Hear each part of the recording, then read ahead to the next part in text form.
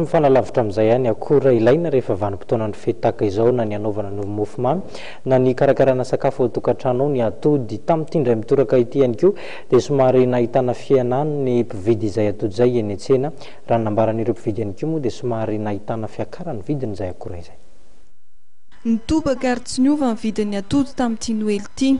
700 hatramin'ny 570 ny sarany iray amin'ny atody amin'izao fotoana izao eny an-tsena. Saingina misy ary izay famarina toerany vidiny atody izay dia niena amin'ny fanjifan'ny malagasy ity akora ity. Tsy mitovy ny isa-taona ny tsena fa mangina dia mangina hoy ity mpivarotra etsy ambanidia ity. Tsy mbola nalafa zatra bitsikely milafa.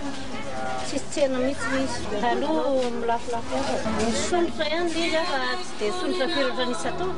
Raha anisan'ny tena vanim-potoana mampandeha ny atody ary isian'ireo komandy maro avy amin'ny mpanao mofomamy rehefa fetin'ny krismasy dia tsy nisy firy izany tamin'ity taona ity hoy Jeannette. Teo amin'ny 1200 4000 zany dia teo amin'ny 1200. Fa rehefa fotoana fety ohatr'izao mety hoe malafirana ny mpivarotra.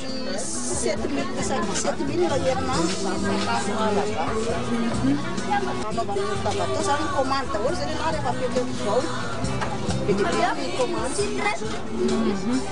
Somary niena kokoa zany tamin'ity. Niena kokoa tena niena. Isan'ny taona manano voany isan'andro rehefa herinandro tsy atody tena niena.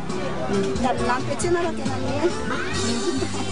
Somary diso fanantenana zany na mpivarotra. Iny fanantenana efa namboarina ny saina. Efa namboarina ny saina satria fantatra ilay crise.